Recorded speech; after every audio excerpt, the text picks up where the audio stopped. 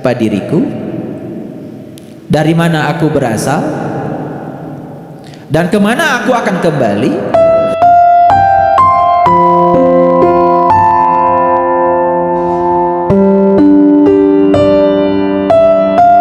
Makanya di dalam Quran dikatakan ud'ur rabbakum tadarruan wa khufyatan.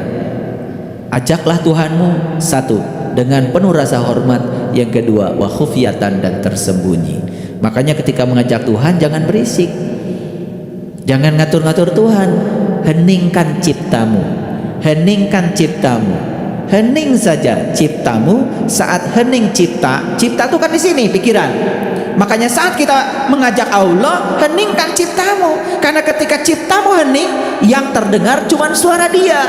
Ketika ciptamu tidak hening, berisik, keruh, maka kita tidak berhasil mendengarkan suaranya.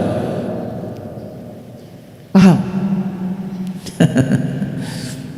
Makanya meditasi nggak usah minta apa-apa. Bahkan segala ritual yang kita lakukan pun kalau bisa hening cipta. Kita bisa mendengar kok, suaranya jelas sekali, ya, gitu. Nah, sekarang bagaimana tahapan menuju pendewasaan diri itu? Baik, kita lihat ya. Tahapan awal yang harus kita lakukan adalah ini. Tahapan yang pertama adalah harus mengalami yang namanya kesadaran spiritual. Dari mana tahapan ini dimulai? Dari sebuah pertanyaan abadi. Siapa diriku? Dari mana aku berasal? Dan kemana aku akan kembali? Karena itu pertanyaan abadi yang disebut dengan pertanyaan sangkan paran.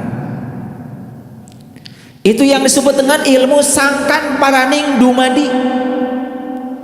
Ilmu sangkan paran itu pertanyaan abadi tentang diri.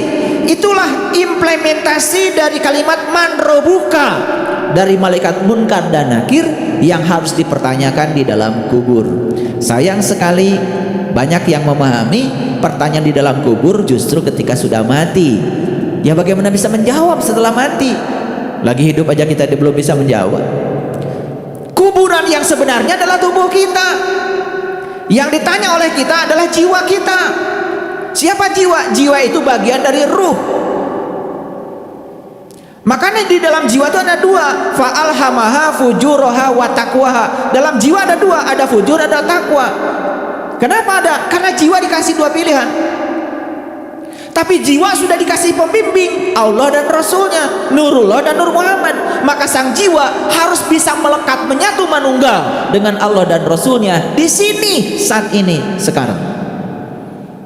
Itulah yang disebut dengan syahadat sejati.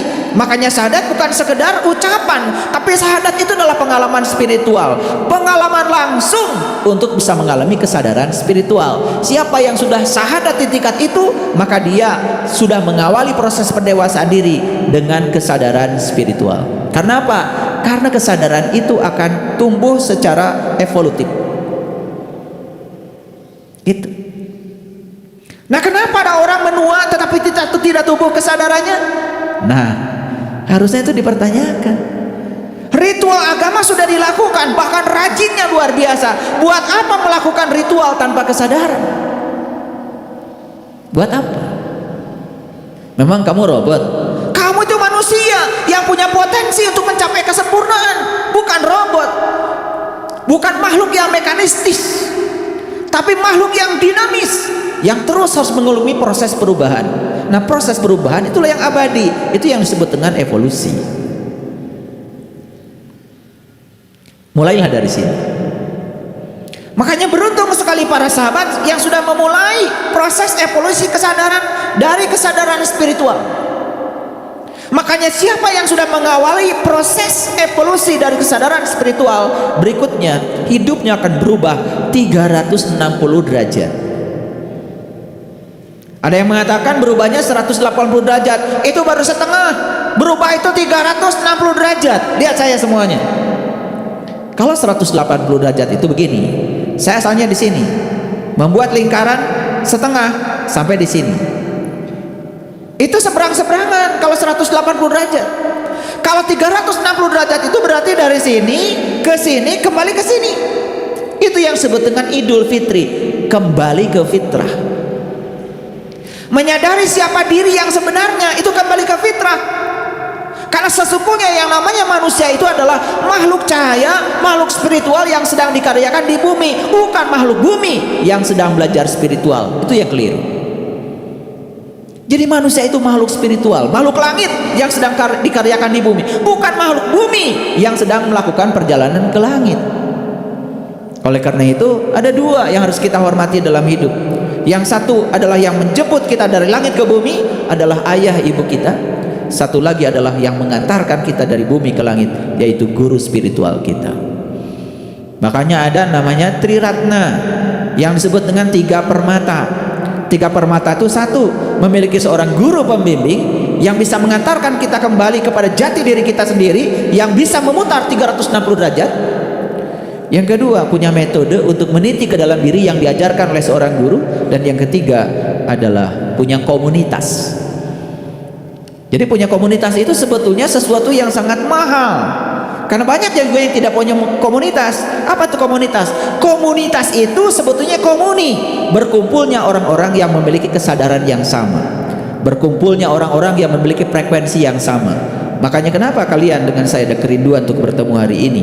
Karena kita sudah komuni, kita sudah memiliki frekuensi yang sama, kesadaran yang sama, menuju arah yang sama. Ini namanya community. Makanya itu yang namanya Triratna.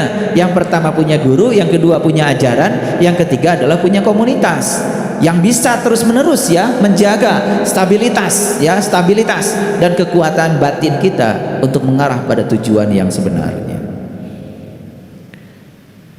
Nah, begitu kita sudah mengalami kesadaran spiritual pada tahap awal, kemudian kita mengalami perubahan dalam hidup 360 derajat.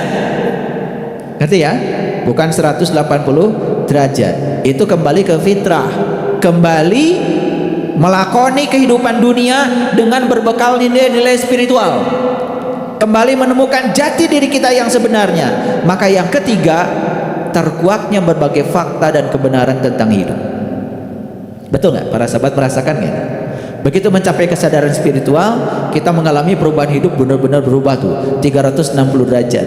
Apa yang terjadi? Terkuak berbagai fakta, terkuak berbagai kebenaran. Kenapa? Lihat saya semua. Karena kebenaran itu adanya di fakta. Kebenaran tidak pernah bersembunyi di teori. Ada kabel, dikasih beda potensial, mengalir arus. Apa itu? Fakta. Ternyata ada arus mengalir dalam kabel. Buktinya listrik bisa, lampu bisa menyala. Fakta bukan itu? Fakta. Ilmuwan mencoba mencari cara untuk menjelaskan apa sih arus itu. Lahirlah seorang ilmuwan namanya Ohm. Makanya ya, arus listrik itu ya berhubungan dengan ohm, berhubungan dengan ampere. Itu nama-nama orang. Makanya arus listrik didefinisikan sebagai aliran muatan listrik persatuan waktu. Itu teori. Lahirlah orang yang lebih keren lagi namanya Drude, membuat teori kabut elektron tentang konduktor, bahwa tembaga yang dipakai sebagai bahan kabel itu memiliki nomor atom 29. Di kulit yang pertama ada 2 elektron, di kulit yang kedua ada 8 elektron, di kulit yang ketiga ada 18 elektron, di kulit yang terakhir ada 1 elektron yang disebut dengan elektron valensi, yang disebut dengan free elektron, elektron bebas. Ketika dikasih beda tegangan, timbul yang namanya medan listrik. Medan listrik menggerakkan elektron, timbul gaya listrik. Ketika ada gaya listrik, timbullah yang disebut dengan arus listrik. Itu teori. Apakah sebenarnya begitu? Belum tentu. Daripada tidak dijelaskan, dijelaskan oleh ilmuwan, daripada tak aya penjelasan. Apakah teori tentang listrik yang sekarang dianut oleh manusia itu kebenaran? Bukan. Itu adalah persepsi manusia terhadap arus. Faktanya belum tentu seperti itu. Itu harus bedakan antara antara teori dengan praktek. Makanya sumber kebenaran adalah fakta, bukan teori, bukan apa kata orang, bukan apa kata kitab, bukan apa kata buku. Saya menjelaskan teori kepada mahasiswa. Kalau mahasiswa tanya sama saya, Pak, kenapa ada arus mengalir dalam kawat? Saya jelaskan seperti tadi. Bahkan saya jelaskan pakai matematika, saya jelaskan aspek kuantumnya, saya jelaskan aspek statistiknya. Mahasiswa terbelalak aja, oh luar biasa ya Pak. Tar dulu, belum luar biasa, karena ini teori. Bisa jadi teori itu adalah halusinasi, bisa jadi karena sekedar memuaskan logika, memuaskan pikiran. Makanya kalau pikiranmu sudah terpuaskan oleh suatu penjelasan, jangan berhenti. Belum tentu penjelasan itu adalah yang sebenarnya. Itu kan persepsi si ilmuwan yang menjelaskannya. Ilmuwan tugasnya kok bikin teori.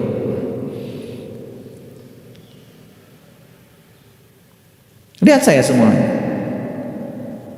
Ini apa? Tangan. Tangan saya juga terbagi-bagi. Ada apa? Ada telunjuk, ada ibu jari, ada jari tengah, ada kelingking, betul? Ada lagi di sini pergelangan tangan, ada lagi bagian tangan atas, ada ketiak, banyak. Tapi kalau ditarik lebih dalam lagi, sebetulnya unsur pembentuknya kan satu aja, sel namanya. Yang luar biasa sel itu, ya. Sel itu, lihat saya semua. Sel rambut yang di atas kepala saya dengan sel rambut yang ada di alis saya itu sama, tapi begitu diletakkan di tempat yang berbeda, dia ternyata cerdas ngatur dirinya. Begitu diletakkan di sini, ya tumbuhnya segini dari dulu. Saya nggak pernah cukur alis. Saya tiap sebulan sekali cukur rambut. Padahal sama-sama ini sel rambut, ini juga sel rambut. Diletakkan di tempat yang berbeda. Sel itu punya kecerdasan yang luar biasa. Yang ini nggak numbuh, yang ini numbuh terus. Pernah nggak kalian? Mau kemana? Mau cukur alis? Nggak pernah. Alisnya segini aja, paling juga nanti berubah warna. Dari hitam menjadi putih. Hebat gak? Hebat. Tapi siapa yang mengatur sel itu? Di dalam sel itu ada DNA, di dalam sel ada kromosom, macam-macam bagian-bagian dari sel. Wah, kalau kita bedah lebih dalam lagi, kita juga tidak mengerti secara fisik, rahasia fisik kita itu begitu dalam. Bahkan ada orang yang mengatakan bahwa sebetulnya setiap satu sel itu memiliki satu DNA, dan di setiap satu DNA tersimpan 3 miliar data yang tersimpan. Terbuat dari apa sel? Terbuat dari atom. Dan jangan mengatakan atom itu benda mati, karena buktinya dia bisa menyimpan data. Ini HP yang kalian bawa-bawa kemana-mana, saya tanya sama kalian semuanya, ini benda hidup atau benda mati? Dan kalian mengatakan benda mati. Kenapa? Memang dia tidak punya kesadaran. Tapi coba, fotomu disimpan di mana? Video setahun yang lalu upacara pernikahanmu disimpan di mana? Bukankah disimpan di sini?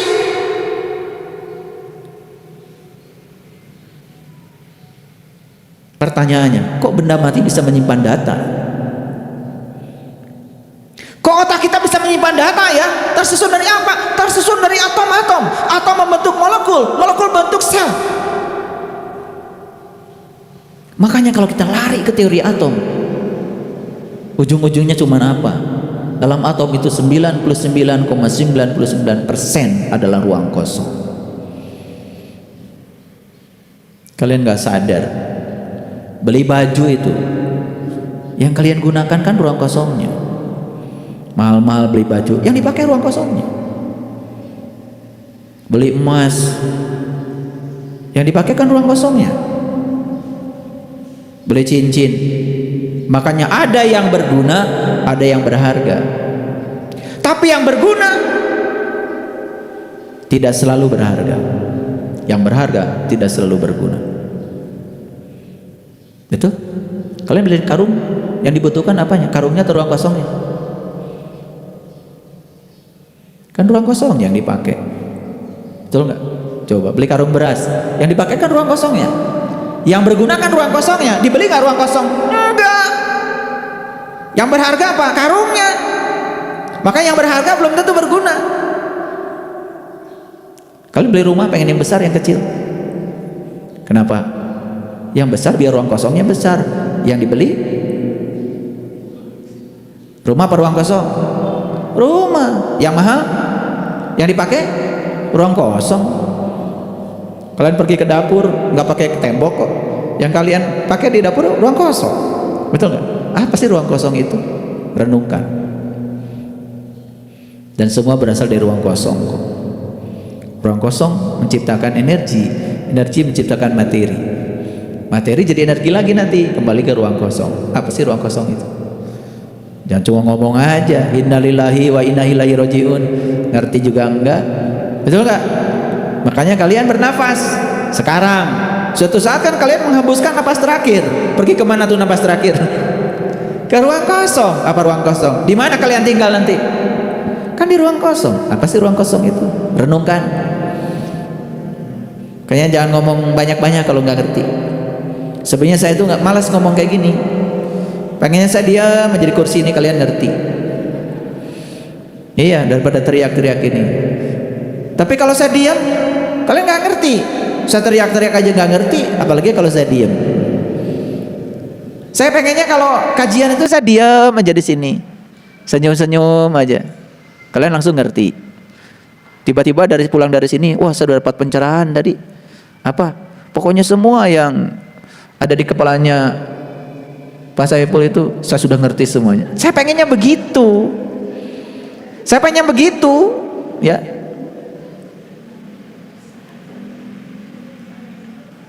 Dan ternyata kita masih perlu perantara. Apa itu? Lihat saya semuanya. Saya sedang berkata, apa yang keluar dari mulut saya ini? Kata-kata itu energi, namanya gelombang mekanik. Di sini tuh ada rapatan renggangan namanya gelombang longitudinal. Nah, gelombang longitudinal ini masuk ya, ada gerbang pada diri kalian namanya panca indera. Kalian lihat gerak saya dengan mata. Kalian lihat dengar suara saya dengan telinga. Bahkan kalian bisa merasakan suara saya. Nah, ini perantara, harus ada perantara yang menyampaikan ini. Sehingga semua data yang mengalir, informasi yang mengalir dari otak saya kemudian masuk ya lewat panca indera, diolah oleh otakmu itu.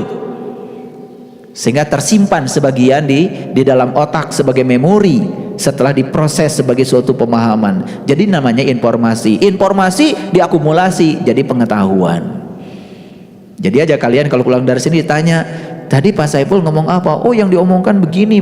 Oh, bisa ngulang kan? Gitu. Aduh, keren banget sebetulnya. Nikmat Allah yang mana lagi yang mau kau dustakan? Kan begitu. Dikasih panca indera sebagai gerbang informasi. Dikasih otak untuk mengolah informasi, dikasih memori untuk menyimpan informasi. Kan luar biasa. Paham sampai sini? Lanjut dulu. Jadi terkuaklah fakta dan kebenaran tentang hidup. Nah, kan kalian juga menyadari ya, mulai terkuak sedikit-sedikit. Fakta-fakta yang dulu hanya sebatas fakta, sekarang menjadi kelihatan kebenarannya. Bahkan bisa sedikit yang menjelaskan. Kenapa? Karena sudah mengalami sebagai sebuah pengalaman. Nah, melalui berbagai pengalaman spiritual, rahasia tentang kehidupan dan alam semesta secara perlahan tersingkap. Dulu kan kalian lihat ruang kosong saja. Sekarang lihat ruang kosong tanpa batas, kalian bisa merasakan Allahu Akbar. Bisa merasakan akbarnya Allah. Betul? Meningkat gak kesadaran? Meningkat. Nah, tetapi begitu kesadaran meningkat, hati-hati. Risiko yang pertama dari orang yang sudah meningkat kesadarannya, yang pertama dia akan mengalami perasaan seakan-akan terlahir kembali. Betul nggak? Betul nggak? Asik kan? Coba setiap hari Rabu datang ke sini, pulang dari sini seperti lahir kembali. Setiap pulang dari sini seperti lahir kembali. Kenapa? Karena saya mengajak para sahabat semua untuk menjadi diri-diri yang baru.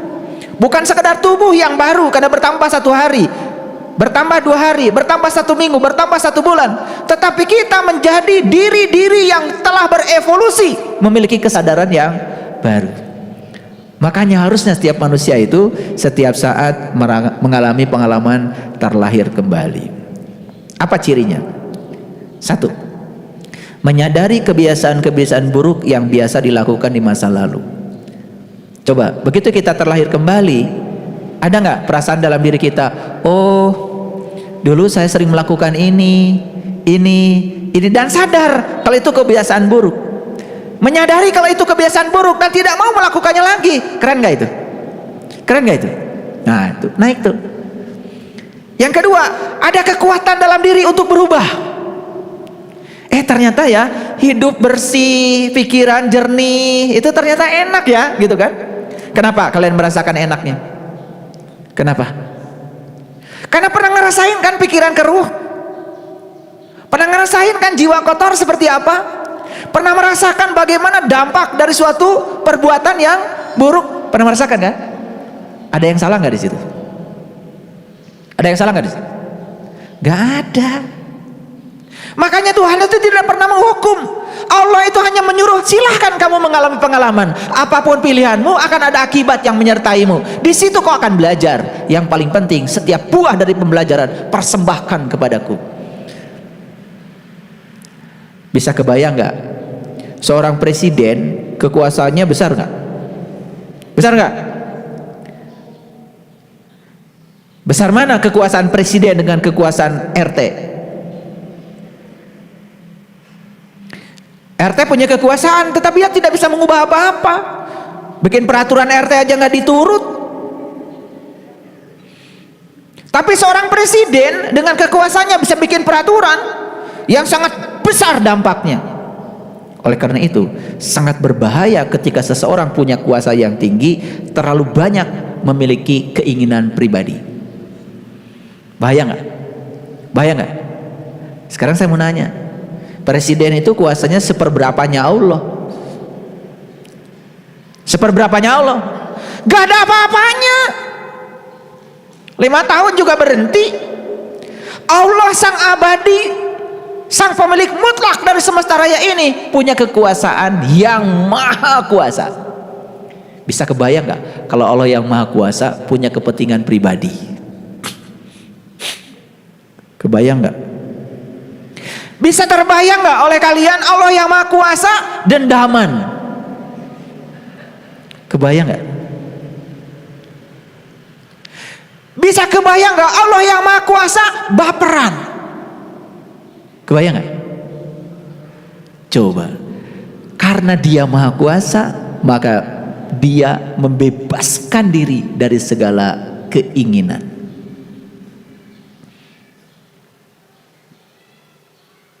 Hati-hati ya. Saking kuasanya, maka beliau membebaskan diri dari segala keinginan, terutama keinginan pribadinya. Maka beliau netral saja. Klub A bertanding dengan klub B. Dua-duanya juga berdoa sama Allah yang sama. Betul nggak? Ada yang minta bantuan dukun segala. Pokoknya samalah, intinya doa lah. Betul nggak? Si klub A pengen menang, si klub B pengen menang. Gak ada doanya, ya Allah klub saya untuk kali ini nggak apa-apa, kalah juga. Nggak ada. Dua-duanya pengen menang. Bingung nggak Allah? Bingung nggak Allah? Kalau beliau punya keinginan kan bahaya. Dengan kuasanya, makanya beliau bebaskan dari keinginan. Pokoknya sok weh marahin. Sanu menang, yang rajin latihannya, yang bagus strateginya, ya secara alami akan menang. Itulah proses seleksi alam. Di situ ada kejujuran. Dan Allah membebaskan diri dari keinginan saking maha kuasanya. Paham? Oke. Betul nggak sekarang ada kekuatan untuk berubah dalam diri? Ada nggak? Ada nggak? Nah, kalau ada, mulai kalian mendewasa itu. Ada perasaan terlahir kembali dan merasakan semakin dekat dengan kebenaran. Ada nggak itu? Walaupun mungkin belum sepenuhnya kita ini yang sampai di kebenaran, tetapi ada keinginan semakin dekat dengan kebenaran. Ada? Nah itu ciri-ciri bahwa kita sudah memiliki perasaan terlahir kembali. yang luar biasa, tidak bisa kembali kepada keburukan yang lama. Gak mau lagi kembali pada keburukan yang lama, gak mau. Kenapa? Kenapa? Udah merasakan kan? Bagus gak melakukan keburukan di masa lalu? Bagus. Itulah kesempurnaan. Karena kalian tidak akan pernah bisa berubah kalau tidak merasakan. Itu yang disebut dengan dinamika. Itu namanya evolusi kesadaran. Makanya tidak boleh ada penghakiman. Biarkan semua berjalan. Biarkan semua berjalan. Karena di setiap pilihan ada sebuah risiko yang harus ditanggung. Kira-kira dari penjelasan yang ini, terasa nggak? Terasa nggak? Ini menyentuh diri kita. Terasa nggak? Kalau kalian merasakan ini, itu tanda. Ini tanda, tapi tanda awal bahwa kalian sudah mengalami proses menua dalam keadaan mendewasa. Karena di Quran dikatakan banyak sekali anak-anak kecil yang beruban. Tahu nggak anak kecil yang beruban? Iya, beruban sih iya. Tapi anak kecil artinya tidak mengalami proses evolusi. Fisik mengalami proses evolusi. Makin kolot. Tetapi kesadaran tidak mengalami perubahan. Ini yang berbahaya. Makanya orang-orang yang semacam ini di masa tuanya bingung. Rek maut ke bingung. Ya, komo hirup. Yang kedua, ini ciri yang kedua. Ada keinginan untuk sendirian dan menjauh dari komunitas lama. Begitu seseorang mengalami peningkatan kesadaran, kalau di Quran dikatakan cerita Ashabul Kahfi. Makanya dia itu meninggalkan kebanyakan orang, masuk ke dalam gua yang bisa memberikan keselamatan. Itu sebenarnya proses evolusi kesadaran. Dia tinggalkan kebanyakan orang dan masuk ke dalam gua. Itu sebetulnya cerita tentang perjalanan mengasingkan diri. Karena apa? Karena sudah tidak kuat lagi dengan orang-orang di frekuensi lama. Makanya begitu seseorang sudah mendewasa secara spiritual, maka dia punya keinginan untuk sendirian dan menjauh dari komunitas lama. Untuk para sahabat, kalau tidak mengerti apa yang saya sampaikan, nanti dengar kembali kajian saya tentang menjadi orang asing. Itu ada di YouTube ya, supaya saya tidak mengulang-ulang karena waktu kita terbatas. Apa cirinya? Ciri yang pertama, ketika kesadaran spiritual meningkat, vibrasi atau getaran akan meningkat. Sementara vibrasi atau getaran orang-orang di sekitar kita tidak mengalami itu, maka terjadi kesenjangan. Ngerti maksud saya? Ini nih, kalian meningkat tuh kesadarannya. Sementara orang-orang di sekitar gitu-gitu saja, terjebak oleh ritual, hanya mekanistis kayak robot. Begitu kalian meningkat kesadarannya, kan otomatis getaran, vibrasi, energi kalian sudah bukan energi yang lama lagi. Ada perasaan senjang itu, tidak bisa cocok gitu, tidak bisa cocok. Ada nggak perasaan begitu? Nah itu tandanya kalian mendewasa. Itu tanda. Dan jangan kemudian menarik-narik orang di kesadaran rendah ke kesadaran tinggi. Justru kita harus bijaksana melihat mereka. Hati-hati. Karena banyak orang yang tidak bijaksana. Mentang-mentang sudah ma'rifat malah jadi ma'rifat. Ya mulai ya merendahkan orang lain yang tidak sama dengan dirinya. Hati-hati, itu tidak berkesadaran itu namanya. Jadi ada kesenjangan. Nah, ketika ada kesenjangan itu otomatis ya ada ketidaknyamanan, Nah, oleh karena itu maka akan mencari otomatis teman-teman yang sama frekuensinya. Nah, itulah pentingnya sebuah komunitas untuk menyalurkan ya kerinduan itu, ya. Yang kedua, ciri yang kedua, menghabiskan waktu bersama komunitas lama akan terasa melelahkan. Jadi gini. Di komunitas lama kan kalian nyaman sekali ngomongin orang. Bahkan di tempat ngaji. Ngomongin tas orang, ngomongin dandangan orang. Jika perlu ustadznya pun diomongin itu. Betul nggak? Itu pecinya ustadz itu kemana? Katanya tiap ceramah nggak pakai peci. Diomongin.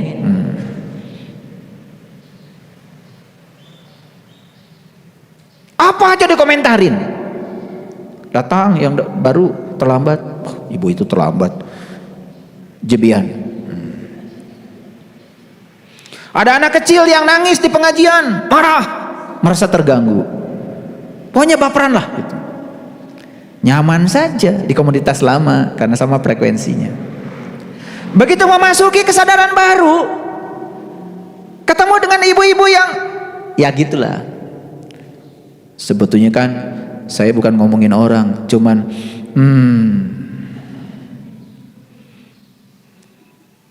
saya nggak gibah kok, cuma Gak nyaman. Gitu. Pengen segera meninggalkan. Rasanya lelah tinggal di situ. Kenapa? Ada kesenjangan frekuensi. Gitu nggak kalian? Nah kalau gitu berarti tanda sudah mulai mendewasa. Berbanding luruslah dengan uban. Ya. Nah terutama ketika komunitas lama itu memancarkan energi yang negatif, vibrasi yang negatif, udah terasa banget. Maaf ya, maaf. Misalnya kita memasuki suatu kajian, kemudian disampaikanlah kajian-kajian tentang pahala, surga, neraka, ya, yang frekuensinya rendah. Kalau nggak nakut-nakutin, pasti ngiming-ngimingin. Nah gitu. Itu kan teori motivasi yang sangat rendah. Kalian pasti akan merasa lama di situ. Pengen segera bubar. Kenapa? Tidak ada kesejalanan frekuensi. Orang yang sudah ikhlas, yang ibadahnya kepada Allah itu sudah tidak bermuatan lagi, dikasih iming-iming. Coba, kalau ibu bapak melakukan kebaikan, maka Allah akan kasih pahala. Gak nyaman, pengen cepat pulang, karena ada kesenjangan frekuensi, gitu. Nah kalau kalian mengalami kesenjangan itu tanda kalian udah mulai sedikit mendewasa. Seetik belum dewasa.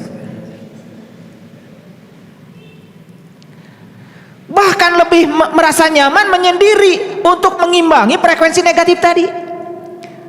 Jadi kalau orang yang berkesadaran, begitu dia sudah berinteraksi dengan energi negatif, kemudian dia perlu waktu untuk mengasihkan diri, untuk menambah energi positif, untuk mengimbangi yang negatif. Udah kadang masuk tadi. Itulah pentingnya meditasi. Picenan. Komo ayo ngajak pasea mah. Sanajan kalian tidak ikut pasea, sedikit pasti terganggu kan? Sudah pasti masuk energi negatif. Nah, perlu sendiri untuk mengimbangi energi negatif itu dengan energi positif. Merasa nyaman dengan orang yang baru dikenal, padahal baru dikenal. Ada kerinduan, tapi dengan yang sudah lama dikenal, sekalipun itu satu darah, sekalipun itu keluarga, kalau tidak ada kesamaan frekuensi, ada kesenjangan frekuensi, tidak ada kerinduan. Jadi kerinduan itu memang akhirnya tidak bisa dipaksakan, tidak bisa harus rindu. Tolong rindu ya sama saya ya, nggak bisa. Rindu itu harus terjadi karena vibrasi, karena frekuensi, karena ada kesamaan frekuensi. Begitu tidak ada kesamaan frekuensi, tidak ada kerinduan. Jadi nggak bisa dipaksakan. Ya, makanya banyak sekali yang mengeluh pada saya, ayah, kok pasangan saya kelihatannya tidak cinta sama saya. Minta doanya Allah, ayah, supaya pasangan saya cinta. Eta masih minta doa, wiridan katanya supaya cinta. Ya saya kasih ya wiridanya. Wiridanya ya tentu saja ungkapkan cinta, jangan memaksakan cinta. Itu wiridanya. Tapi bukan dibaca ungkapkan cinta, bukan begitu. Ungkapkan cintamu. Makanya hukum semestanya sederhana, siapa yang mengungkapkan cinta pasti akan dicintai. Gitu aja. Yang kalian lakukan apa? Memaksakan cinta. Baik, yang ketiga, tidak lagi tertarik pada hal-hal palsu dan dangkal dalam hidup. Betul? Jadi kalau ada orang ngomong yang palsu-palsu, keyakinan palsu, ya, surga palsu, neraka mah gak ada yang palsu, asli kabeh. Akhirat palsu, Lailatul Qadar palsu. Nah, ketika ada yang palsu-palsu itu tidak tertarik lagi. Sudah palsu, dangkal lagi, tidak tertarik lagi. Kenapa? Kan udah tahu yang asli. Sok terang tas asli, dia bisa tahu mana tas palsu. Anak saya itu yang paling besar, Teh Putri, Mau tas kayak apapun kesamaannya dengan yang asli, tetap aja dia tahu itu palsu. Kenapa? Karena dia tahu yang asli. Makanya orang yang senang pada yang palsu, itu tandanya masih palsu. Karena orang yang sudah tahu yang asli tidak tertarik pada yang palsu. Orang yang senang berbicara kedangkalan, itu tandanya masih dangkal. Karena orang yang sudah masuk di kedalaman, dia tidak tertarik lagi bicara soal yang dangkal-dangkal. Lamun ka laut teh, di laut masuk eta mutiara. Di mana mutiara teh? Eta pabalatak di pantai. Oh mohon eta teh mutiara. Tuh, karena tidak tahu mutiara, tertarik pada cangkang mutiara. Tapi orang yang sudah tahu mutiara mah di pantai itu mutiara mah adanya di kedalaman. Betul nggak? Iya. Dia tidak akan tertipu. Ulangi. Orang yang masih tertarik pada hal-hal palsu, berarti dia masih palsu, belum tahu yang asli. Orang yang tertarik pada hal-hal yang dangkal, itu tandanya masih dangkal, belum pernah menyelami kedalaman. Tetapi pesan dari saya satu, sekalipun kita sudah tahu kedalaman, kalau kita diajak bicara yang dangkal-dangkal, tetap harus hormat sama mereka yang dangkal. Tidak usah memaksakan mereka harus tahu yang ada di kedalaman. Malam yazuk lam ya'rib, yang tidak ngalamin tidak akan paham. Tetap kita harus menjaga rasa hormat pada siapapun.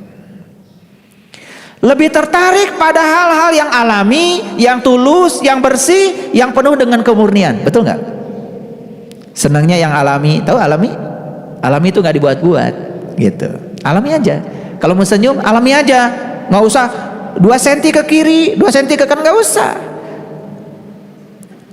Ya memang bibirna berasa belah, kumaha.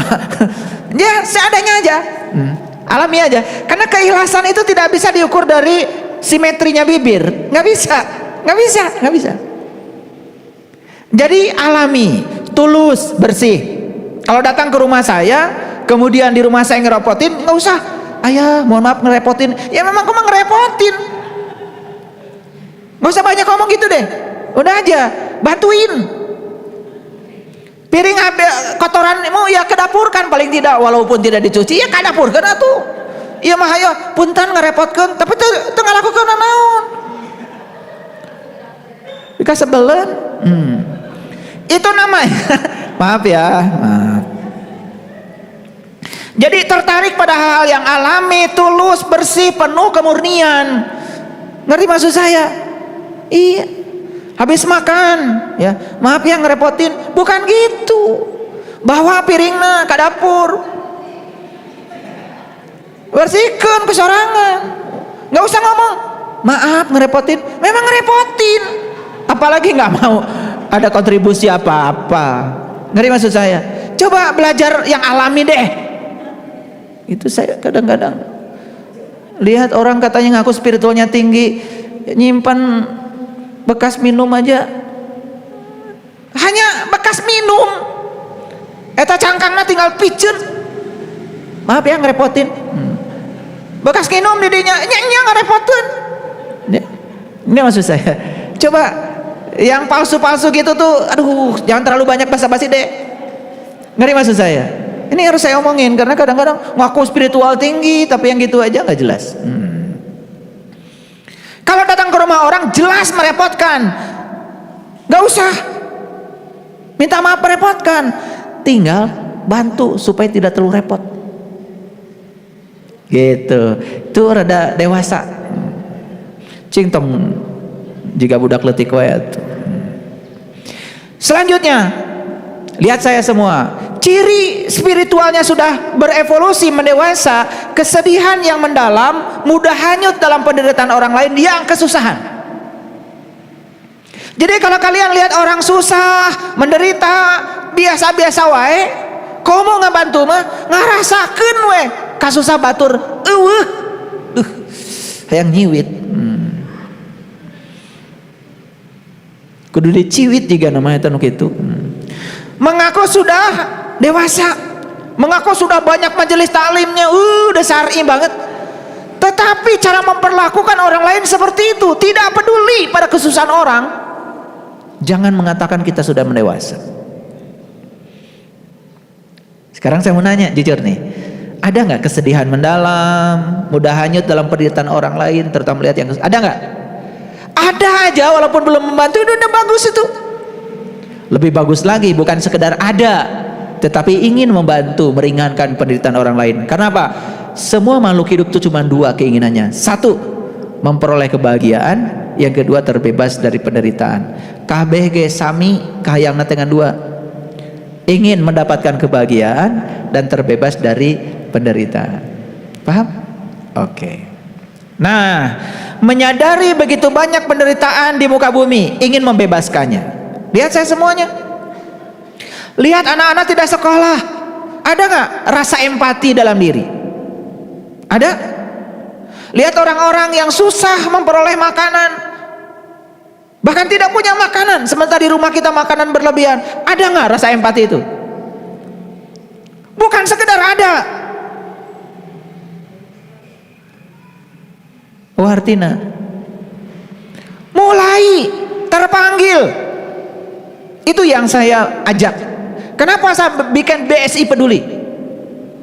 Sekarang tiap bulan berapa banyak anak yang kita bisa bantu, walaupun belum besar, tetapi sudah ada yang kita bantu, dan saya bisa melihat kebahagiaan mereka. Dan itu kebahagiaan Allah. Itu persembahan kita kepada Allah yang sebenarnya. Ayo kita semangat. Kalau bikin sesuatu jangan hangat-hangat. Tai ayam apa? Nggak sopan ya. Sebetulnya semua kotoran juga pertama keluar makan hanet. Lain tai ayam bungkul. Saya nggak tahu yang bikin peribahasa itu gimana. Mungkin kalau hangat-hangat tai orang kan mungkin kurang enak ya. Hangat-hangat tai ayam gitu aja. Ya jangan cuma sebentar hangatnya itu kemudian hilang kembali hangatnya. Itu semangat itu harus terus ada, karena yakin setiap pemberian itu akan berbuah penerimaan. Makanya kuncinya cuma satu, terima kasih. Apa yang diterima kasih. Sadar itu kalimat itu ya. Thank you, saya nggak tahu karena saya tidak menyelami kalimat itu, tapi terima kasih itu bahasa kita. Terima kasih. Terima kasih. Apa yang kamu terima kasih. Keren banget. Itu bahasa leluhur kita tuh keren banget. Yang kedua, merasa bertanggung jawab untuk mengambil bagian dan misi yang menyelamatkan orang-orang yang menderita. Jadi kita harus masuk dalam misi itu. Jadi saya membuat komunitas namanya Bumi Spiritual Isbatul Yakin. Ada visinya, ada misinya. Dan misi yang paling utama adalah menebar cinta kasih dan kebahagiaan, menebarkan harmoni dan toleransi. Makanya itu tercermin ya dalam ragunya Mars Isbatul Yakin. Dan itu sesekali ya kalau lihat YouTube, coba kalian ikut nyanyi biar semangat ya. Nggak apa-apa sendiri juga di rumah, nggak usah nunggu milad. Nyanyi, selami itu maknanya ya, menebar cinta kasih dan kebijaksanaan. Itu salah satu misinya. Yang kedua apa? Ya, membangun toleransi dan harmoni. Itu. Ayo ikut terlibat di sini. Ikut merasa bertanggung jawab untuk mengambil bagian dalam misi menyelamatkan orang-orang yang menderita. Tong cicing wae. Ayo nyanyi HP. Cicing wae. Ayo keluar dari sarangnya. Lakukan sesuatu mumpung masih bernapas. Lakukan sesuatu sekarang. Nih, saya sampai kayak gini saya ngajak kalian semua. Selanjutnya, ciri yang sudah mendewasa, menua dan mendewasa, mempunyai keinginan yang tinggi untuk membuat dunia menjadi tempat yang lebih baik. Piraku atuh. Dimanapun kalian tinggal, masa tidak ada sedikit pun keinginan tergerak untuk mempercantik dunia yang sudah cantik ini? Makanya istilah leluhur kita memayu hayuning bawono, mempercantik dunia yang sudah cantik. Ayo deh ikut kontribusi mempercantik dunia yang sudah cantik ini. Tong cicing wae. Cicing we. Karena tidak cukup dengan memenuhi kebutuhan diri sendiri. Memenuhi kebutuhan diri sendiri, istilahnya apa kemarin? Kemelekatan bukan? Kita harus punya cinta kasih. Bedanya apa cinta kasih dan kemelekatan? Kalau cinta kasih itu bertumpu pada orang lain, kalau kemelekatan bertumpu pada diri sendiri. Nulung kanu butuh, nalang kanu susah, nyangan kanu poeken, ngahudangkeun kanu sare, nganter kanu keung, nepak kanu poho. Jelas sekali ya pepatah leluhur kita. Selalu menjadi sumber cinta dan kasih bagi semesta. Itu yang disebut dengan manusia yang rahmatan lil alamin, yang sudah saya bahas kemarin. Ngaku manusia rahmatan lil alamin, doa ya Allah ampunilah kelompok kami, kasihanilah kelompok kami, nusajan makan Allah.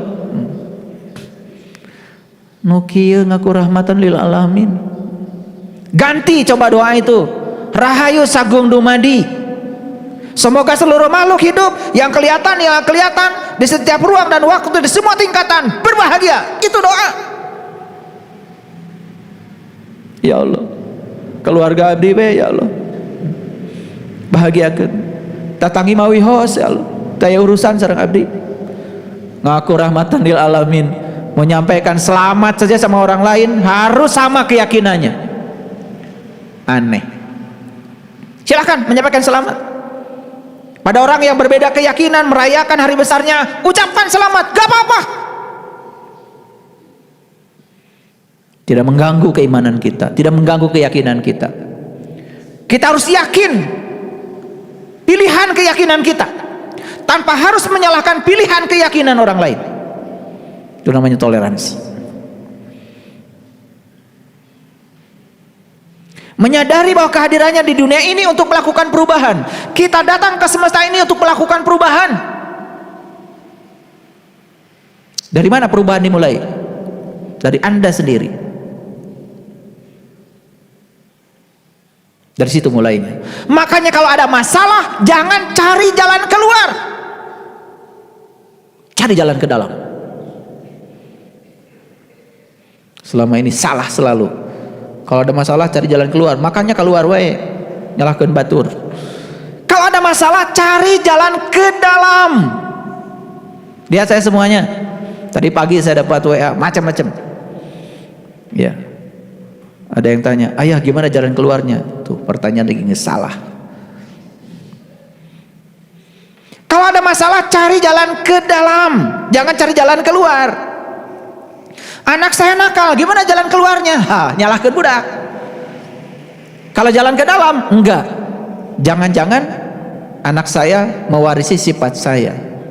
Jangan-jangan anak saya adalah potret dari saya. Jangan-jangan anak saya adalah guru bagi saya, guru kesabaran saya. Semua jalannya ke dalam akan ketemu tuh. Kalau jalannya keluar, tidak akan ketemu. Punya utang, jangan cari jalan keluar, cari jalan ke dalam. Kenapa saya bayar hutang? Tanya dirimu, ada apa? Jangan-jangan ada blocking mental di dalam dirimu yang salah. Karena unggal poe mikiran hutang. Makanya jangan mikirin hutang, berpikir berkelimpahan. Kalau mau berpikir hutang, akan datang potensi-potensi hutang. Kalau berpikir berkelimpahan, hutang kabayar, tabungan nambah. Dirubah cara mikirna. Makanya kalau punya utang jangan mikirin hutang, berpikir berkelimpahan. Saya juga punya cicilan sama, tara dipikiran. Biarkan saja Allah yang nyicil. Dasadena ke Allah. Sanes nu abdi. Betul nggak? Iya. Makanya kalau ijab kabul di leasing, ya Allah, iya motor teh sanes nu abdi kagungan Allah. Punten Allah nu nyicilna. Gitu. Al-Fatihah gitu. Nah, ilmu ngiridit gitu. Pasti lunas. Ilmu ngiridit aja nggak tahu. Betul nggak? Iya. Makanya takut diambil oleh leasing. Benar-benar rasa takut itu mengundang. Akibatnya benar-benar teka bayar dicokot. Nah itu salah sendiri. Itu like attracts like. Ya, gitu. Ada yang tanya sama saya, ayah boleh nggak saya ngredit yang gede? Boleh. Udah mulai numere, lo percaya mah. Nanti juga akan disesuaikan, betul nggak? Iya. Mau ngredit uang 5M ke bank boleh? Boleh. Boga naon maneh? Gaduh bumi ada nanti juga appraisal yang naksir. Ya imam maneh teh hargana sakitu. Menang kredit sakieu. Nanti juga ada hukum alamnya yang mengatur. Ngerti maksud saya? Ya makanya hidup mah enak kalau semuanya alami, ya. Menyadari bahwa kehadiran kita di dunia ini untuk melakukan perubahan. Sok atuh robah. Karena tugas kita datang ke dunia melakukan perubahan. Betul nggak? Berkontribusi dalam perubahan itu. Agak banyak nih kuliah kita hari ini. Yang selanjutnya, kalau orang mulai mendewasa, ada keinginan besar untuk menemukan dan memahami makna hidup, kehidupan dan rahasia alam. Orang yang mulai mendewasa tuh ningali panon poe ge, nah hanya aya panon poe bisa caang, aya naon di ditu teh, pernah naros teh? Kantos naros teh bu? Udang sare teh ngadon amek-amekan. Itu panon poe geus caang ge teu kapikiran teh. Naon panon poe teh naha caangna ka dieu. Kalau orang yang berpikir, subhanallah. Ada apa sih di matahari? Oh, ternyata di matahari itu ada reaksi fisi, ada reaksi fusi, ada reaksi nuklir. Terjadi pembelahan atom-atom hidrogen, semacam nuklir lah di sana itu. Suhu di matahari 1.000.000 derajat Celcius. Mikir deui tanu sadar mah. Ada jarak tidunya ke panon poe seberapa jauh? Nuhun Gusti. Dunya teh geuningan teu caket, ka panon poe mun caket mah 1.000.000 derajat. Kabeuleuh meureun urang teh tutung kabeh. Betul enggak? Jadi Allah memilih tempat kehidupan ini begitu nyaman. Dari sana mah sinar matahari teh panas, nepi ka dieu mah haneut. Beda kan panas jeung haneut? Ai panas menyilakakeun ari haneut mah ngabetahkeun, betul enggak? Di situ tuh baru mulai nuhun Gusti, luar biasanya Gusti teh nyaahna ka abdi. Abdi teh dilahirkeun teh di dunya sanes di planet anu deket ka panon poe. Pernah gitu? Da teu mikir atuh. Nah Gusti abdi teh dilahirkeun teh di dunya sanes di planet Merkurius. Atau Venus. Mecaket cenah ka panon poe. Betul? Nah, lihat saya semuanya. Begitu kita tidak bertanya, tidak ada jawaban. Sok atuh perhatikan. Ada nggak keinginan tuh kalau rahasia alam? Tempo hari saya ngajak ke kebunnya Ayah Asep di Cililin. Saya ajak meditasi daun. Perhatikan daun. Wah, pada nangis semuanya. Padahal ningali daun tekan unggal poe. Saat itu saya bawa meditasi daun, hanya memperhatikan daun sekaligus urat-uratnya. Hanya itu saja, nangis semuanya, sing salegrup. Kok bisa gitu? Kesadaran. Karena kita selewat ningali daun-daun, betul nggak? Iya.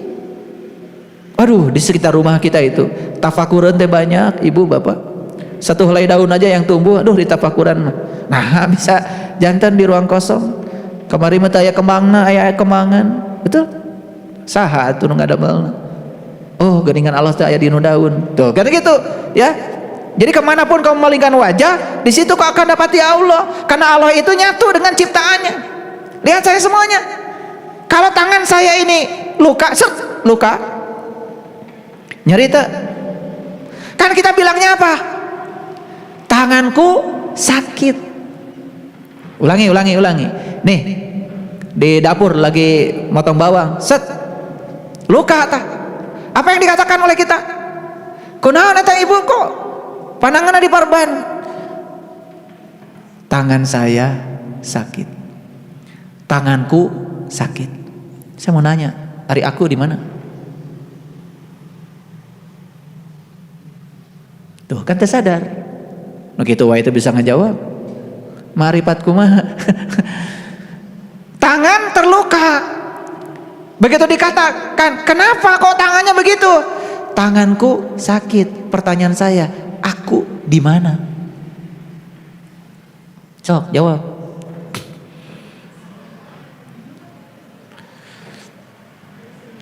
Terus aku teh yang mana? Kenapa bilang tanganku sakit? Apakah aku itu tangan? Apakah tangan sama dengan aku? Tuh. Tidak nyawa, gengs, liur. Betul nggak? Kalau di tapakuran, tanganku sakit dengan kesadaran, aku tuh yang mana?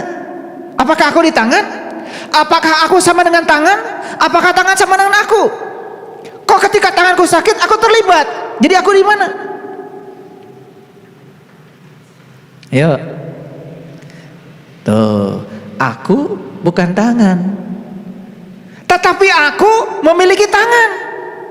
Dan tangan bukan aku. Tapi aku selalu eksis di setiap ciptaannya. Tangan kan ciptaan aku, berarti aku eksis dalam ciptaannya. Jadi aku tanya di mana? Meliputi semua ciptaannya. Tuh merhatikan lengan anu ka gores bawang ge, nepi teh ka Allah. Tepang sareng Allah. Makanya kemanapun kamu melingkan wajah, kamu akan selalu mendapati wajahnya Allah. Kahartos teh. Kunaon Bu eta nyengir wae? Kepalaku sakit. Di mana aku? Di mana aku? Menyatu dengan kepala. Tapi kepala aku sanes. Da aku mah tara nyeri sirah. Nyeri sirah mah maneh we lo bating mikir. Kan aku mah tidak pernah sakit, tidak pernah. Betul enggak? Aku tuh tidak pernah tidur, gak pernah ngantuk, tidak pernah sakit, tidak pernah apa. Tapi kenapa kamu membawa-bawa aku? Kepalaku sakit. Aduh sakit hatiku. Mau aku wae cenah cek Allah. Betul nggak? Gitu. Tapi udah memang begitu. Allah itu eksis dalam setiap ciptaannya. Paham ya? Oke. Lihat sekarang, ada keinginan besar untuk menemukan dan memahami makna hidup. Ada keinginan besar untuk memahami makna kehidupan. Ada keinginan besar untuk menemukan dan memahami rahasia alam. Betul? Betul? Makin semangat kan? Ya, kalau kadang-kadang saya kan suka menjelaskan kajian-kajian tertentu pakai ilustrasi tadi, pakai bahasa fisika. Ya itu karena saya ditakdirkan memahami alam. Itulah rezeki ya. Jadi ciri orang yang mendewasa itu merasa haus untuk menemukan kebenaran. Yang kedua merasa haus untuk menemukan makna dan tujuan hidup. Dicari itu apa sih tujuan hidup saya? Ternyata begitu sudah diulik, oh tujuan hidup saya adalah hidup saya sendiri. Begitu sudah ketemu tujuan hidup, dan tujuan hidup itu adalah hidup itu sendiri, sudah tidak mencari tujuan hidup lagi, menikmati hidup aja di sini saat ini sekarang. The power of now. Keren. Baik, lanjut. Nanti silakan dicatat ya. Ciri orang yang sudah mendewasa hypersensitif. Bukan sekedar sensitif, hyper. Sensitifnya luar biasa. 5 indera utama semakin sensitif. Perhatikan saya. Jangankan lihat orang susah, dengar saja orang susah sensitif. Apalagi kalau di samping dengar, lihat juga. Faktanya memang dia susah. Jujur saya mau nanya, kalian punya nggak sensitivitas semacam ini? Ya punya lah, dengan bantu ge. Masa enggak? Itu tandanya sudah mulai mendewasa. Ada sensitivitas emosional meningkat. Kadang-kadang dengar orang susah itu bukan sekedar mendengar, tetapi ada emosi yang tersentuh di dia, aya rasa karunya. Nah apalagi ya, kalau hipersensitifnya sudah masuk pada intuisi, suara hati, itu akan membuat inspirasi semakin tajam. Makanya jangan heran ya, orang-orang yang belajar spiritual biasanya intuisinya tajam, suara hatinya keras, ya, inspirasinya semakin tajam. Itu cirinya. Itu ciri kalau kalian mendewasa. Selanjutnya, kreativitas dan inspirasi terus meningkat. Ini ciri ya. Karena apa? Otak kiri itu logika. Di otak kiri tidak ada kreativitas. Nah, otak kanan itu spiritual. Makanya kalau orang yang memberdayakan spiritualitas dalam dirinya, salah satu cirinya adalah kreatif. Apa? Lihat. Kreatif itu apa? Cirinya apa? Mengalir ide-ide yang bagus. Bermunculan begitu saja ide itu. Ada orang kan yang setiap ketemu ngobrol teh eta we kasusah. Daya idena. Kumaha itu diajar spiritual. Kalau spiritual mah setiap ketemu tuh selalu ada yang baru. Ada tuh murid-murid saya, setiap ketemu ada yang baru. Ayah gimana kalau gini? Ayah gimana? Jadi itu. Ya. Dan saya menemukan tidak banyak yang seperti itu. Maaf ya, bukan merendahkan. Ini artinya proses mendewasa kita ada hambatan. Karena ide-ide dalam otak kita tidak mengalir, ya. Dan ide-ide itu mengalir itu artinya nggak dibuat-buat. Wah, supaya dibilang dewasa sama ayah guru, lalu ketemu ayah guru saya mau memberikan banyak ide. Tapi idenya dibuat-buat, tidak mengalir. Nah, itu nanti akan ketahuan. Iya, kamari korban ceramah kamari jika naya. Ya. Yang kedua, kreativitas itu tanpa batas, para sahabat. Spiritualitas itu akan membuat kreativitas seseorang tanpa batas. Beres iya, hayang iya, beres iya, hayang iya. Kreativitas tidak pernah berhenti. Fa idza faragta fansab wa ila rabbika farghab. Itu ciri orang yang sudah sadar, sudah luas kesadarannya, ya. Inspirasi tidak pernah berhenti. Itu ciri yang berikutnya. Lalu ciri orang yang sudah mendewasa secara spiritual adalah menerima diri apa adanya dan mulai jujur dengan diri sendiri, ya. Jadi jujur itu ditandai dengan bebas, ya. Ada kebebasan, ada kemerdekaan untuk menentukan nasib sendiri, ya. Jadi tidak ada lagi kungkungan rasa takut. Nggak boleh, itu bukan spiritual, ya. Mengikuti kata hati dan selalu jujur kepada kata hati. Selanjutnya, keinginan untuk mengenal diri sendiri semakin besar. Betul? Ada nggak di sini dorongan untuk kenal diri saya semakin besar? Ada? Gitu. Tidak berhenti pada pelajaran yang sudah saya berikan. Ada semangat di sini, ada keinginan yang lebih besar untuk mengenal diri sendiri. Semakin penasaran dan ingin mengetahui lebih dalam tentang siapa dirinya dan sesungguhnya. Ingin mengetahui lebih dalam tujuan yang berada di dunia ini dan makna di balik kehidupan. Ayo kita gali, ya, karena tidak akan pernah ada batasnya. Jangan merasa kita sudah sampai, ya. Selanjutnya, semakin banyak sinkronitas. Itu ciri kalau orang sudah mendewasa. Sinkronitas itu begini, ya. Bertemu dengan orang yang tepat di waktu yang tepat. Contoh misalkan gini, baru aja dalam batin menginginkan ketemu dengan saya, ketemu. Baru saja dalam batin menginginkan, besok akan bareng-bareng dengan si A, besok bareng-bareng. Ada sinkronitas yang sering disebut dalam bahasa sehari-hari namanya kebetulan.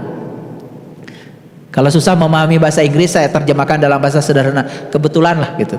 Kalau resan orang tepang, nah itu sebetulnya kebetulan itu sinkronitas. Padahal nggak ada yang namanya kebetulan. Itu karena ada kesamaan frekuensi saja, gitu, ya.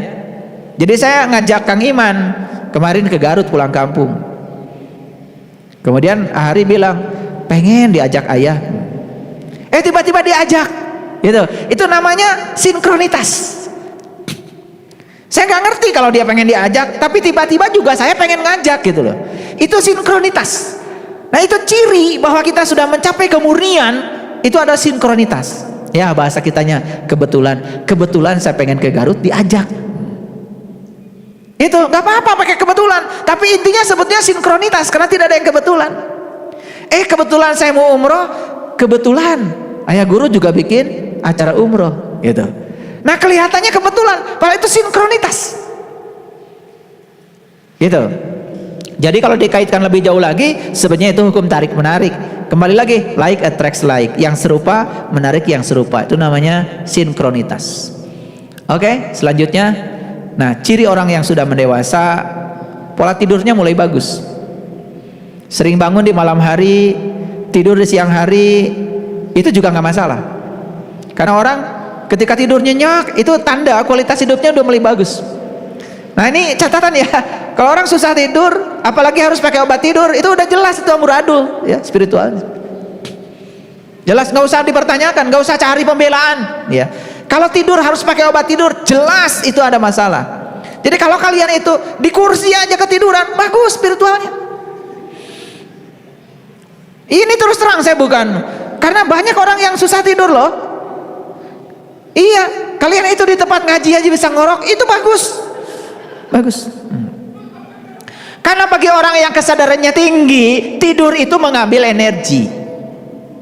Karena apa? Saat tidur itu kan mengistirahatkan pikiran, hening cipta. Dan pada saat tidur itu bermutu, pikiran tidak menghambur-hamburkan energi dari semesta mengalir. Bangun tidur tuh fresh. Maaf ya, saya kalau jam 1 tidur, siang saya tidur, saya mengambil energi, dan setelah itu fresh. Malam terus ya, sampai jam berapapun gak masalah, sehingga malam mudah sekali bangun.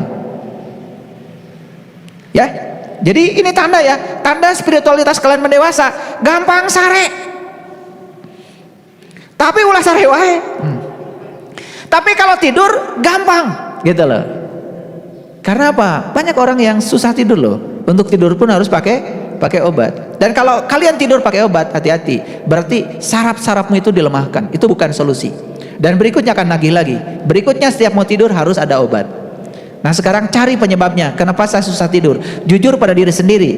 Ya, jujur pada diri sendiri. Susah tidur, tidak usah cari alasan. Pasti ada masalah. Cuman kadang-kadang kita sering cari jalan keluar, tidak cari jalan ke dalam. Karena untuk jujur pada diri sendiri mah hese, nyalakan batur nu gampang gitu. Ini catatan ya, catatan dari saya. Ayah, kadang-kadang saya siang tidur nikmat. Itu bagus spiritualnya, udah bagus. Malam engkau ngomong, bagus sekali. Karena gini, tidur yang bermutu itu tidak usah lama. Ya, saya tuh kalau tidur, blok, udah tidur. Kadang-kadang nggak pernah mimpi, tidur tuh nikmat gitu. Nah itu ciri udah selesai. Hati-hati ya, kalau tidur saja masih mikir, itu belum selesai. Kalian tidur aja mikir, kamu sare. Tidak tertarik untuk khawatir berlebihan, ini ciri orang dewasa. Tidak tertarik untuk khawatir berlebihan dan bertindak berdasarkan cinta dan ulas asih. Jadi sudah tidak ada lagi rasa khawatir. Awas ya, yang saya maksud bukan tidak peduli, bukan. Sudah tidak berlebihan lah untuk khawatir terhadap segala hal. Karena apa? Ada kata-kata yang sangat bagus ya. Menghina Allah itu tidak usah menginjak kitab sucinya. Ragu saja, takut saja akan hari esok, itu sudah menghina Allah. Jadi nggak usah ya. Makanya tadi saya bilang, semua buah penderitaan, buah kesenangan serahkan pada Allah. Lillah, billah, bismillah, alhamdulillah. Ya. Nah, bebas dari perasaan khawatir, bebas dari perasaan-perasaan negatif, karena pikiran sudah positif, merasakan kebahagiaan, kedamaian dan sukacita. Selanjutnya, ini agak banyak ya. Nanti silakan kalian dengar ulang saja nanti di YouTube ya. Ini saya udah dewasa belum? Gampang. Tidak tertarik pada kepura-puraan, ya. Itu. Tidak tertarik pada tontonan drama yang penuh dengan kepura-puraan. Nih ciri orang yang masih tertarik pada kepura-puraan itu, kadang-kadang senang sekali nonton tontonan yang penuh dengan kepura-puraan. Pura-pura bahagia, pura-pura kaya, itu namanya itu. Teruskan aja sendiri, kalian udah pintar. Gitu. Jadi lamun seneng kene nu karar itu tanda masih budak kene.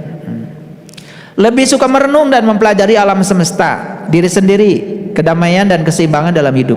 Lebih memilih untuk mengalah daripada berkonflik dengan orang lain. Nah, ciri-ciri. Jadi ciri orang dewasa itu dia lebih memilih mengalah daripada berkonflik. Nah, ciri ya kedewasaan gampang, lihat di mobil juga kelihatan. Ketika dia sedang nyetir, nah, ini jalan sempit nih. Ada mobil dari sana. Kalau orang dewasa langsung berhenti. Atau cari solusi di mana nih berpapasan supaya di tempat yang memungkinkan kalau berpapasan tidak membuat mobil kita bergesekan. Kan gitu. Ada juga kan nyolong wae kan? Betul nggak? Iya. Terus aja begitu. Dari situ kelihatan sebetulnya karakter orang itu. Dari cara nyetirnya, bahkan cara membunyikan klakson pun kelihatan kedewasaan itu. Ya. Jadi kalau saya nanti bikin tes ya, tes kedewasaan di BSI, sediakan klakson we, cara mencetnya kelihatan. Kalau nit, nit, itu kelihatan. Dari situ kebaca kedewasaan. Jadi nggak usah tanya Allah, ya Allah hari abdi lebet ke surga atau di neraka, cenah mencet klakson. Nanti dari cara mencet klakson akan kelihatan ini surga, ini neraka. Kelihatan kan, betul nggak? Jadi sebenarnya nggak usah pakai indikator yang susah-susah, ya, gitu. Nah, ciri orang yang dewasa itu dia memilih untuk mengalah, ya, tetapi bukan berarti dia kalah. Tidak ada lagi tindakan menghakimi, mencari-cari kesalahan orang, dan tidak ada lagi kebencian. Catat itu. Tidak ada lagi tindakan menghakimi, mencari-cari kesalahan orang, apalagi, dan tidak lagi kebencian, ya.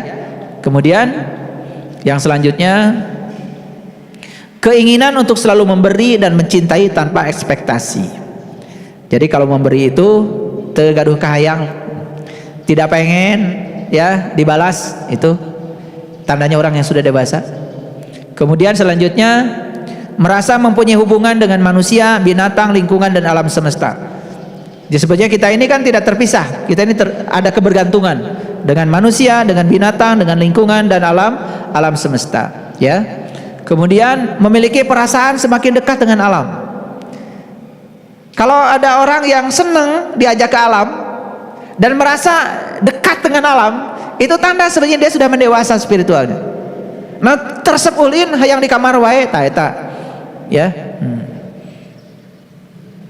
Lalu yang terakhir, merasakan kebahagiaan yang sesungguhnya, membuat diri selalu bersyukur. Jadi sebenarnya bersyukur itu selalu terhadap apapun yang terjadi, dia menerima apa adanya, ya, tidak ada penghakiman, tidak ada penilaian, berterima kasih kepada semua hal yang telah berjasa kepada dirinya. Nah, itulah para sahabat, saya hari ini menguraikan begitu banyak, ya, ciri-ciri, ya, orang yang sudah tumbuh mendewasa. Saya doakan semoga semuanya menua dalam keadaan mendewasa. Ya toh? Cirinya apa? Cirinya semakin menua semakin sejahtera lahir batin.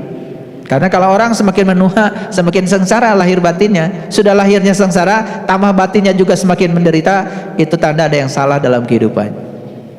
Tentu semuanya ingin menua dalam keadaan dewasa. Setuju? Baik, itu yang saya sampaikan hari ini. Terima kasih. Assalamualaikum warahmatullahi wabarakatuh.